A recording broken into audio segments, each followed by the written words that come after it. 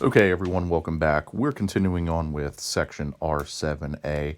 I split this up into two parts, so here's part two to finish it up.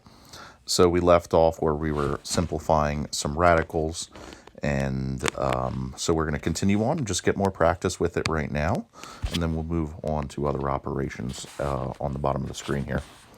So to simplify we want to simplify each of the following.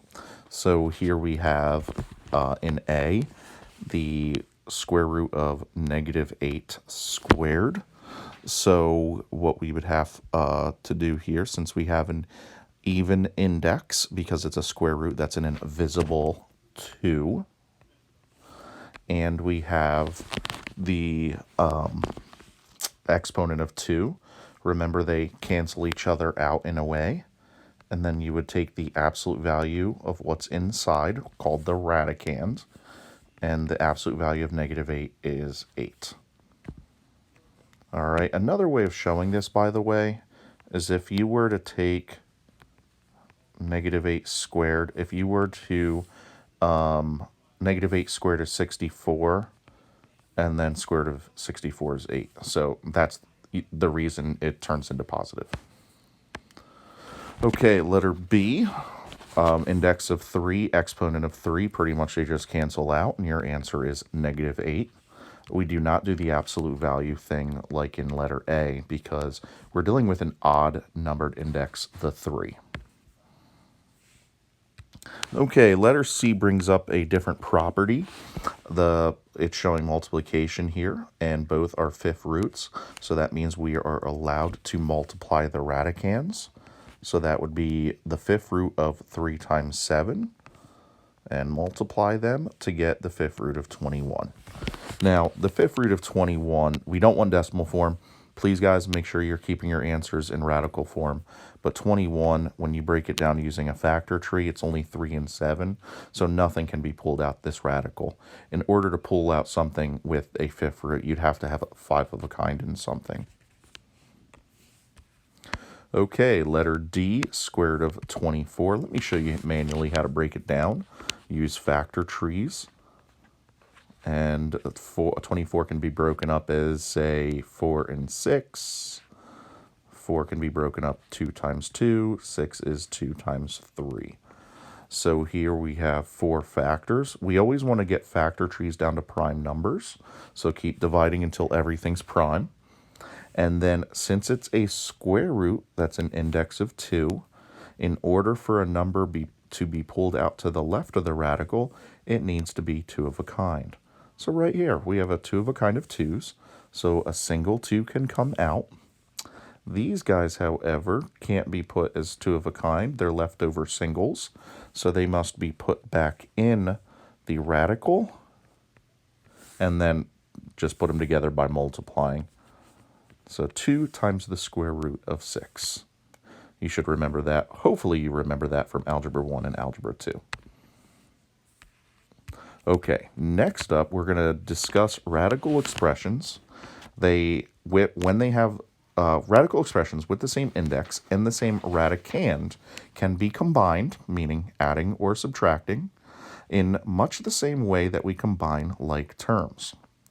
Now take a look at example 3. It says perform the operations indicated. So it's showing in letter A, subtraction. But right away, we actually can't subtract.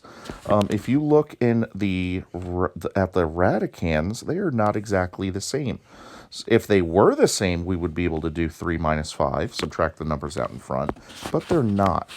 But since we are in the theme of simplifying radicals, let's simplify the radicals and then see if they turn into like terms so that we can subtract them.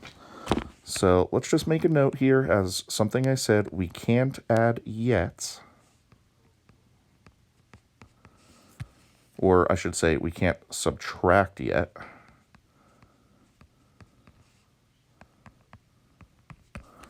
Now, let's try to simplify some things. So if we simplify the first term, 3 root 8x squared, let's take the 8x squared on the side, or let's take the square root of 8 on the side, Remember, that can be broken down as 2 times 4. 4 can be broken down as 2 times 2. So we have a pair here. So a 2 comes out. Bring down the 3. A 2 comes out. This 2 gets thrown back in. So 2x squared. And look, bring this down. Now we have like terms. Actually, before we subtract, let's take care of this here. When a number's outside of the radical to the left and you pull one out with it, they need to be multiplied.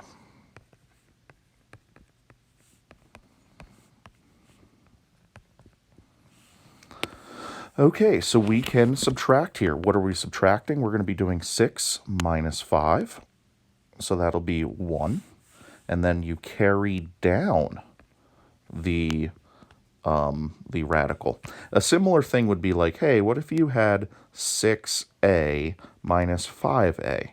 You would say it's 1a. That's the same thing that's going on here. You're not messing with the a, you're not messing with the radical. You're just doing the adding or the subtracting of the numbers out in front, called the coefficients. So then, can we simplify more? Actually, we can. If you take a look here, what's the square root of x squared? So it's a square root, so that's an index of 2. So that means an x gets pulled outside of the radical. That 2 is unfortunately still stuck in there. And then what can we do? We don't need that 1 there. 1x is just x. So my answer is x times the square root of 2. Okay. The next problem, B, is a multiplication foiling problem. So I don't want to do that yet. I want to go down right below to independent practice, and I want to try letter A because it's another addition slash subtraction problem.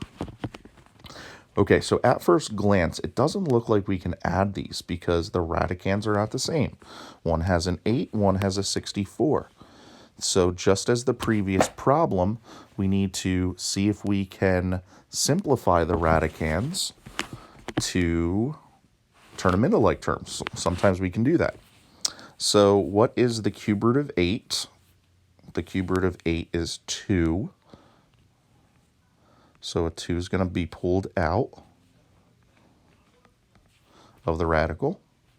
And then we're going to multiply, the 2 came out and multiplies by this 2 that's out there already. So it's 4 times the cube root of x. This second one, the cube root of 64, what is that? It's 4, because 4 times 4 times 4 is 64. So 2's out there already, so the 2 times the 4 will be 8. And then we carry down the cube root of 8x. Now take a look. They are like terms. So we can add their coefficients. 4 plus 8 gets 12. So it's 12 times the cube root of x. Now, by the way, the cube root of x, you cannot simplify that. You cannot pull an x out that has an invisible radical or exponent of 1, and 1's not big enough to divide by 3. So that x to the power of 1 is stuck inside the radical. Okay, let's try another one. Again, at first glance, it does not look like we can subtract these. The radicands are not exactly the same. Let's see if we can turn them in to being like terms. Spoiler alert, it will.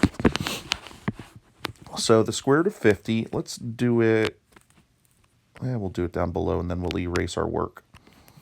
I like to see eraser marks in your work, all of you people. All right, 50 can be broken down as 2 times 25. 25 can be broken down as 5 times 5. Since it's a square root, we have an index of 2, so that means in order for a number to come out to the left of the radical, it needs to be a 2 of a kind, which we have here. So that means a 5 can come out. In the next step, it'll multiply by this -6. And then stuck in the radical is this 2 that couldn't be paired up. And then let's multiply. It's -6 times 5. And now move on to the second radical, the square root of 162. All right, it's an even numbered, so I can divide that by 2 to get 81. Anytime it's an even number, keep dividing by 2. 81 can be 9 and 9. 9 is 3 and 3. 9 is 3 and 3. So 2 of a kind to come out because it's square root. So a 3 can come out and another 3 can come out. So times 3 times 3, and then this guy gets stuck in. It was not part of a 2 of a kind. So then the numbers outside, negative 2 times 3 is negative 6, times the other 3 is negative 18. Carry down the root 2. Now, what do we notice? They are like terms. They both have the square root of 2, so we can do the subtraction. Negative 30 minus negative 18 is negative 48 times the square root of 2. Okay, last part of today, we are going to learn how to, what are we going to do with this? Look in between the parentheses. There's nothing. Remember, that means multiplication. Multiplication. So let's multiply here. We have 2 terms times 2 terms, so we're going to be foiling here. In other words, double distributing. So let's start with 4 root 3. It's going to multiply by both of these terms. So 4 root 3 times the root 3 is 4 root 9.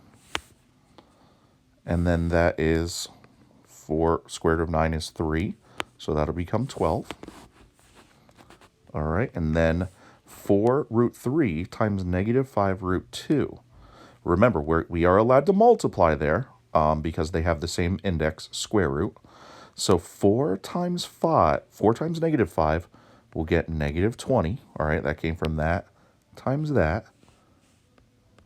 And then we can multiply the radicands, this times this, to get square root of 6. Can the square root of 6 be broken down? Can I pull anything out of that radical? It breaks down as 2 times 3. Nope. There's no 2 of a kinds there, so square root of 6 must just stay. Let me just drag it down here. All right, now we got to move on to, let me change color. We're going to move on to distribute this now. So root 2 times root 3 is root 6. Just drag that down. And then last times last, root 2 times negative 5 root 2, that'll be minus 5. Root 2 times root 2 is root 4. Square root of 4 is 2. Then negative 5 times 2 is minus 10. Now we wrap up this problem and see if we could combine like terms. You know, at the end of the day, this is adding and subtracting at the end. All right, so these guys, 12 minus 10 is 2. And then these guys are like terms. So since they both have the square root of 6, we can do negative 20 plus 1 is negative 19. So minus 19 root 6. And that ugly thing is our answer. All right, let's get some more practice with that. Letter C, again, I'm going to FOIL here. So start with the root 5. Root 5 times root 2 is root 10. 10 cannot be simplified. Square root of 10 cannot be simplified. All right, then square root of 5 times negative 6. That's negative 6 root 5. We cannot multiply them because the 6 does not have a radical and the 5 does. Now we move on to the second part, or distribute the 7. 7 times root 2 is plus 7 root 2. And then 7 times the negative 6 is negative 42. So let's take a look. Can I combine any like terms? No, there's no like terms here. So we actually have to leave it like that.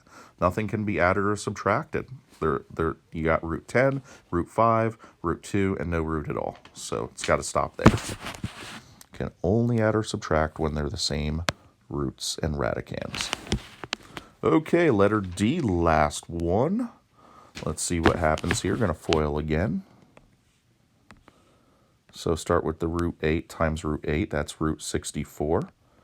What's the square root of 64? 8. Then square root of 8 minus the square root of 7, or times negative square root of 7. It'll be negative square root of 56. Then we're moving on insides. Root 7 times root 8 is plus square root of 56. And then the last, root 7 times negative root 7 is negative square root of 49. Now take a look. Notice those two like terms in the middle. Got a minus and a plus. So they just cancel each other out. And then negative square root of 49, bring down the minus. Square root of 9 is 7. Square root of 49 is 7. And then we can combine those again. 8 minus 1 is, or 8 minus 7 is 1. All right, so sometimes when we FOIL things out, they're ugly. Sometimes when we FOIL things out, they look pretty nice and turn into nice numbers. But anyway, that's the end of section R7A.